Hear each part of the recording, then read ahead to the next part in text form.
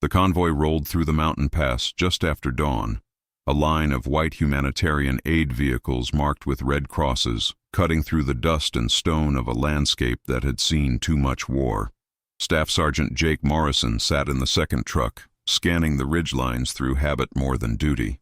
He'd left the Marines 2 years ago, traded his rifle for a clipboard, his combat boots for hiking shoes. But some instincts never fade. The way the road narrowed ahead, the silence of the villages they passed, the absence of children playing in the streets, it all felt wrong. He was here with a relief organization, escorting medical supplies and food to remote villages caught between government forces and insurgent fighters. It was supposed to be safe. The ceasefire had held for 3 months. But ceasefires in this part of the world were like morning fog. They looked solid until you reached for them. The explosion came without warning. One moment Jake was noting the position of a shepherd on a distant hill. The next, the lead vehicle erupted in a ball of fire and twisted metal. The shockwave hit their truck like a physical blow. Jake's driver jerked the wheel instinctively, and they careened off the road. More explosions. The crack of automatic weapons fire. Shouting in multiple languages. Jake grabbed his go bag and kicked open the door as rounds punched through the cab where his head had been seconds before. He ran. Not away from the fight, but toward cover, toward survival. Behind him, the convoy was burning, people screaming. He saw 2 of his colleagues go down. He wanted to help them. Every fiber of his training demanded it, but the insurgents were already moving in, a coordinated ambush, and he was unarmed, alone. And if he didn't move right now, he'd be dead or captured. He chose life. He chose the slim chance over the certain ending. He scrambled up a rocky slope, bullets kicking up dust at his heels, and threw himself over a ridge into a ravine, just as an RPG whistled past and obliterated the boulder he'd been using for cover. The sounds of the ambush faded as he slid and tumbled down the ravine, coming to rest in a dry creek bed 50 feet below. His shoulder screamed where he'd hit the rocks. Blood was running down his arm from shrapnel or a graze. He couldn't tell. His ears rang from the explosions. For several minutes he just lay there, trying to control his breathing, listening. Distant voices, the pop of gunfire growing sporadic, then silence, heavy and absolute. He assessed himself with shaking hands. Cuts, bruises, one deep gash on his forearm that would need attention. Nothing broken, nothing fatal. His go bag had survived the fall. Water purification tablets, a first aid kit, a knife, some energy bars, a compass, and a map. No radio, no weapon, no way to call for help. He was 40 miles from the nearest friendly position, maybe more, in terrain controlled by people who'd just killed his friends. Night came fast in the mountains. Jake wrapped his arm as best he could, using strips from his shirt and antiseptic from the kit. Every sound made him freeze. The skitter of stones, the call of a bird, the wind through the rocks. He could see lights in the distance, flashlights or headlamps sweeping the hills. They were looking for survivors, looking for him. He pressed himself into a crevice between 2 boulders and waited, barely breathing, as voices passed within 20 yards of his position. They spoke in a language he didn't understand, but the intent was clear. They were hunting. He waited until the voices faded, until the lights moved to another valley. Then he carefully, quietly, began to move. North. That was the only direction that mattered. North toward the border, toward Allied territory, toward home. The terrain was brutal. Steep slopes of loose shale, deep ravines, thorny scrub that tore at his clothes and skin. He moved in darkness, feeling his way, stopping every few minutes to listen. His Marine training came back like muscle memory. Stay low, stay quiet, use the terrain, leave no trace. He was a ghost now, and ghosts don't get caught. By the time the sun rose on his first full day alone, Jake had put maybe 5 miles between himself and the ambush site. He found a cave, really just an overhang of rock, and crawled into its shadow to rest and think. His body ached. His arm throbbed. But his mind was clearing, shifting into the cold logic of survival. He had maybe 3 days of food if he rationed carefully. Water was the immediate problem. He'd refilled his bottle from a muddy stream, but would need to purify it. The map showed scattered villages, a river system to the west, and a mountain range he'd need to cross to reach safer ground. 40 miles, as the crow flies. Maybe 60 or 70 on foot through this terrain. At night, avoiding patrols, with no support. 47 days. That's how long it would take. He didn't know that yet. In that cave, watching dust motes drift through shafts of sunlight, he was thinking in terms of hours and days. Get through today. Make it through tonight. Find food. Find water. Stay hidden. One step at a time. That's all survival ever is. He established rules for himself, wrote them in his mind like commandments. Move only at night. Avoid all human contact. Stay off trails and roads. Drink water only after purifying it. Eat sparingly. Keep the knife sharp. Check the map constantly. Never lose north. These rules became his religion, and following them became his prayer. On the third day, starving and desperate, he approached an abandoned village. The war had passed through here months or years ago. Walls pockmarked with bullet holes, roofs collapsed, gardens gone to weeds. But there might be something. Anything. He moved through the ruins like a shadow, checking each building. In what had been someone's home, he found a plastic bag of rice, maybe 2 pounds, somehow missed by scavengers. In another house, a rusty pot. In a third, a wool blanket that smelled of smoke and mildew but would keep him alive when the mountain nights dropped below freezing. He also found something else. A photograph. A family standing in front of this same house, smiling. A different lifetime ago. He stared at it for a long time, then carefully placed it back where he'd found it. This wasn't his home to disturb. He was just passing through, but the rice changed everything. With careful rationing, it could last 2 weeks. He could cook small amounts over tiny fires built in the deepest parts of ravines where the smoke would dissipate before being seen. He had time now. Time to plan. Time to heal. Time to be smart instead of just desperate. The fourth night, everything nearly ended. He was crossing a valley, moving between shadows, when he heard the rumble of engines. Headlights swept across the landscape. A patrol. 3 trucks, maybe 15 men, moving slowly along a dirt road a quarter-mile away. Jake dropped flat behind a low stone wall and watched. The vehicles stopped. Men got out, smoking, talking, their voices carrying in the still air. They were setting up a checkpoint right across his route north. He had 2 choices. Go around, which would add days to his journey and push him into even more remote terrain, or wait them out and try to slip past. He chose to wait. For 6 hours he lay there, motionless, as the patrol settled in. They built a fire, cooked food. The smell made his stomach cramp with hunger. Laughed and argued, changed shifts. He watched it all, learning their patterns, counting their weapons, noting which direction they faced. Just before dawn, when the night shift was at its most tired, when eyes grow heavy and attention drifts, he moved. It took him an hour to crawl 300 yards. Every movement calculated, tested, frozen if anyone looked his way. His body screamed in protest, muscles cramping, his wounded arm weeping through its bandage. But he made it past them, slipping into a wadi on the far side of the road, and by the time the sun rose he was miles away, their voices just a memory. That night, fever came. The wound on his arm had gone bad despite his best efforts. Red streaks climbed toward his shoulder. When he touched the area around the cut, it was hot and swollen. Infection. He knew what that meant out here, alone, with no antibiotics. He broke into his dwindling supply of antiseptic, pouring it directly into the wound even as it burned like fire. He used the last of his purification tablets to drink as much water as he could hold, trying to flush his system. Then he wrapped himself in the blanket, his body shaking with chills despite the fever, and tried to sleep. The fever lasted 3 days. 3 days of delirium, of losing track of time, of hallucinations that felt more real than the rocks beneath him. He saw his daughter, Emma, her 8-year-old face bright with laughter, asking him when he was coming home. He saw his ex-wife Sarah, the disappointment in her eyes the last time they spoke. He saw his squad from his Marine days, the men he'd served with, some still alive, some not. They stood around him in the darkness, silent witnesses. He saw the family from the photograph, standing in their intact home, watching him with neither judgment nor welcome, just acknowledgement that he was there, uninvited, in their world. On the worst night, he nearly gave up. The fever had peaked, his body was shutting down, and it would be so easy to just lie there, to let it end.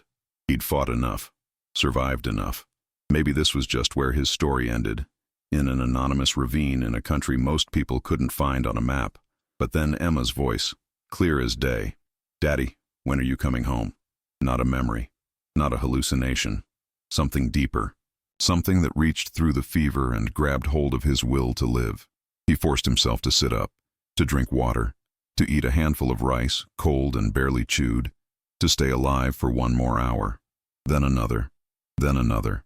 When the fever finally broke on the morning of his 9th day alone, Jake was skeletal, weak as a child, but alive. The infection had peaked and was receding. His body had won that battle. He lay in the sunlight, feeling its warmth on his face, and wept quietly, not from despair, but from exhaustion and relief and the simple, profound gratitude of being alive. But survival demanded movement. He'd been in one place too long. Time to move north again. The terrain changed as he climbed higher into the mountains. The scrubby valleys gave way to pine forests, thin and struggling at this altitude but offering better cover. Water was more plentiful from mountain streams, but the cold became brutal. His single blanket was barely adequate. He learned to find sheltered spots, to build tiny lean-tos from branches, to stuff his clothes with dry grass for insulation. He learned which plants could be eaten, not many, and none particularly nutritious, but they gave his stomach something to work on besides rice. He saw deer once, a small herd moving through the trees at dawn, and spent an hour fantasizing about fresh meat before accepting that without a weapon, they might as well be on another planet. On his 15th day, he encountered another human being, a boy, maybe 12 years old, herding a small flock of goats on a hillside. Jake saw him from a distance and froze. The boy hadn't seen him yet. Jake could slip away, maintain his invisibility. That was the safe play. But he was starving. His rice was almost gone. The boy had a bag, probably with food, had a water skin. Jake moved closer, each step deliberate, and when he was 30 feet away, the boy turned and saw him. Terror flooded the kid's face. He opened his mouth to scream or call for help, but Jake raised both hands, palms out, making himself as non-threatening as possible. He was a scarecrow, gaunt, filthy, ragged, more ghost than man. He shook his head slowly. No harm, just hungry. He pointed to his mouth, made an eating gesture. The boy stared at him, frozen between fear and something else. Curiosity, maybe. Compassion. For a long moment they stood there, separated by 30 feet and a chasm of language and circumstance. Then the boy slowly, carefully, reached into his bag and pulled out a piece of flatbread and a chunk of cheese. He placed them on a rock, backed away, then turned and ran, his goats scattering ahead of him. Jake approached the rock like it might vanish. The bread was still warm. The cheese was salty and sharp. He ate slowly, every bite a miracle, and when he was finished, he sat there and cried again. Not for himself this time, but for that boy, for the kindness that existed even in this broken place, for the reminder that humanity persisted even when everything else failed. He left a small cairn of stones on that spot, a marker that meant nothing to anyone but him. Then he continued north. The mountains tested him in new ways. The altitude made breathing hard, made every step an effort. His boots were falling apart, held together with strips of cloth and willpower. His clothes were rags. He'd lost so much weight that his belt, already pulled to the last hole, barely kept his pants up. He looked like something from a nightmare, and he knew it.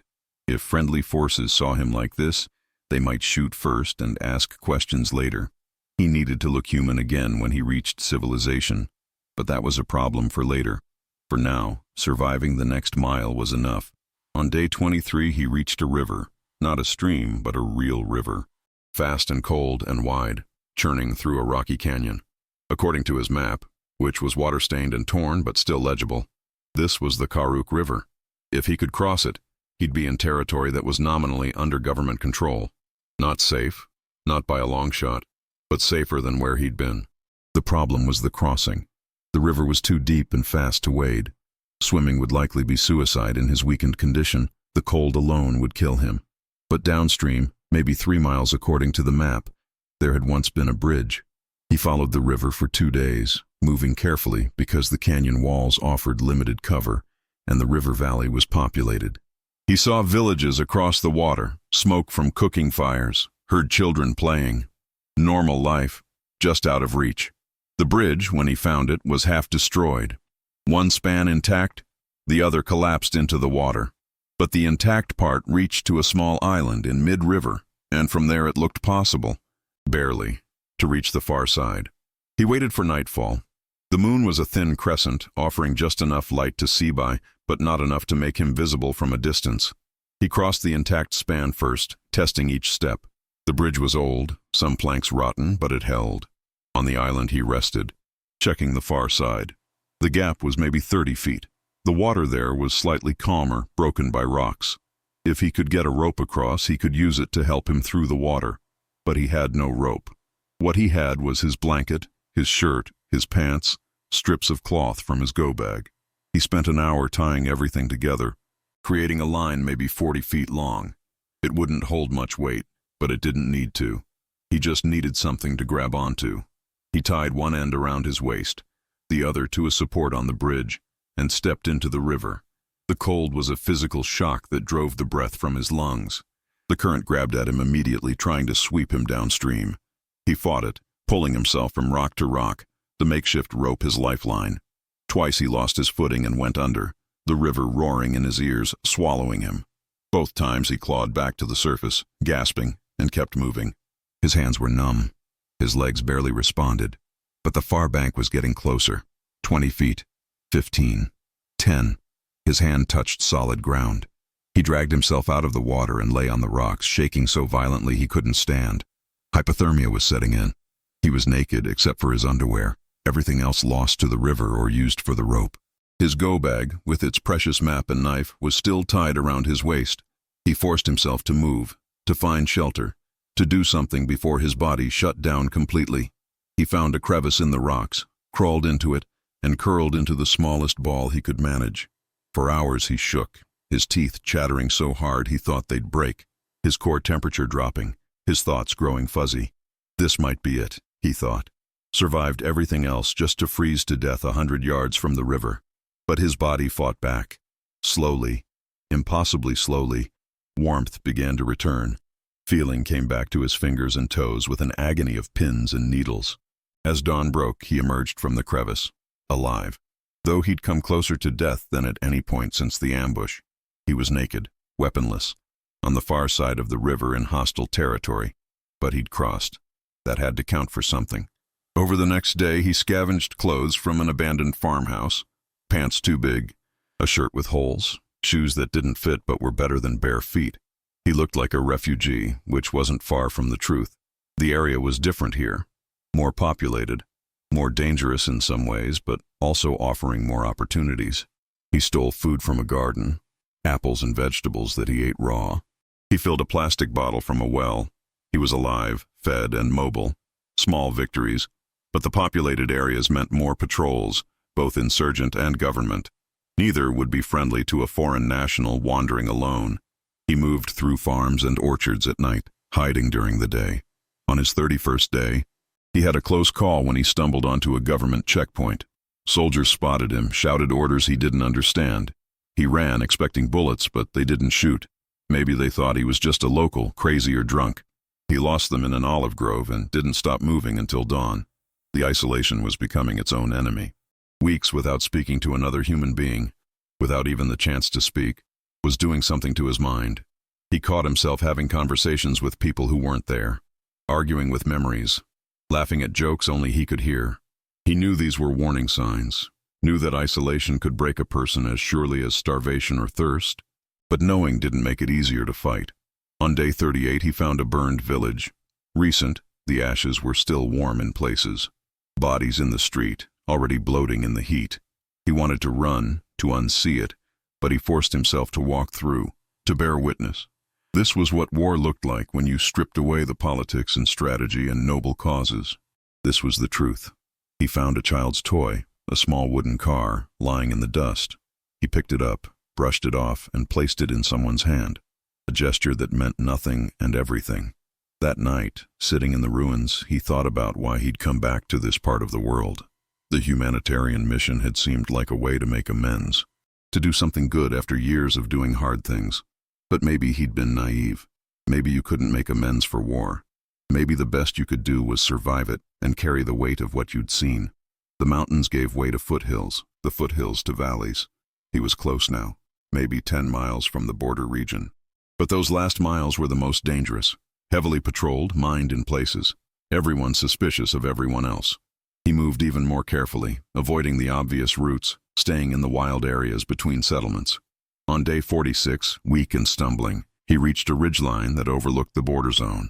In the distance, he could see lights, a town or a military base, maybe 5 miles away. Friendly territory, so close. But he'd used everything he had to get here. His body was shutting down again. He hadn't eaten in 2 days. Water was gone. He could see the goal, but he didn't know if he had the strength to reach it. That night he built a fire. A real fire. Visible. Dangerous. But his only option. He used the last scraps of wood he could find. Added green branches to make smoke. He didn't have a signal mirror or flares, but smoke was universal. People investigated smoke. He built it on the highest point of the ridge, fed it through the night, and when he'd used all the fuel he could gather, he collapsed beside it and waited. Dawn came. The fire had burned down to coals. Nothing had changed. No response.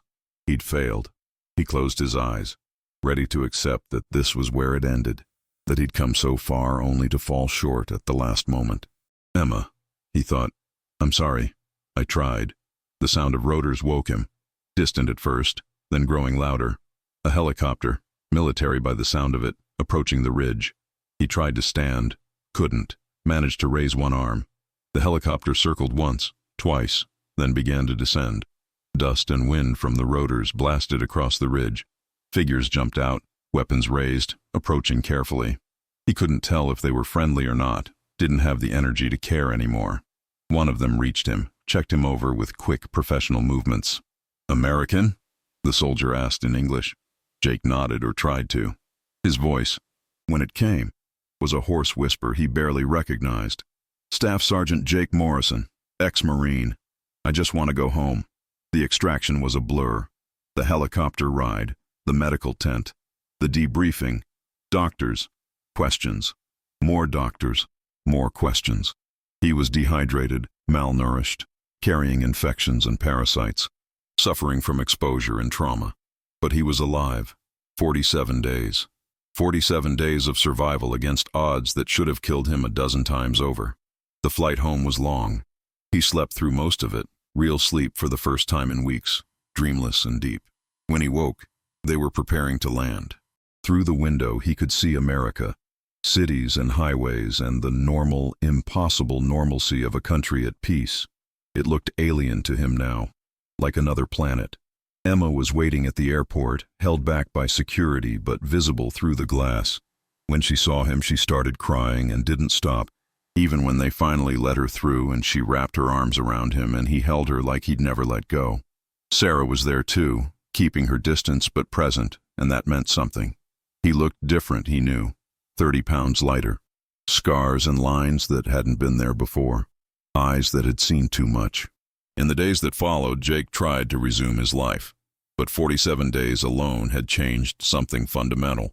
Normal life felt strange and distant. Crowds made him anxious. Loud noises sent him diving for cover. He couldn't sleep in a closed room. The abundance of food and water seemed obscene. He'd wake at night, checking the locks, counting exits, planning escape routes from his own apartment. The therapists called it adjustment disorder, PTSD, trauma response. He called it the price of survival. You don't go through something like that and come back unchanged. The man who'd boarded that convoy was gone. The man who'd crossed that river, who'd outlasted the fever, who'd accepted bread from a frightened child, who'd built a fire on a ridgeline as a last desperate act. That man was different. But he was home. He'd made it. And sitting with Emma, listening to her talk about school and friends and all the beautiful, ordinary details of a life at peace, he began to understand that survival wasn't just about staying alive. It was about finding a reason to keep living after you'd seen how easily it all could end. It was about carrying the weight of what you'd experienced and using it to appreciate what you had. It was about understanding that every moment, every breath, every ordinary day was a gift that too many people never got to finish. 47 days had taught him that, and though he'd give anything to unlearn those lessons, to unsee what he'd seen, he knew they'd stay with him forever. Not as a burden, though they were that too, but as a reminder. Life was fragile and precious and worth fighting for, even when the fight seemed impossible. Especially then. He was home. He'd survived. And that, in the end, was legendary enough.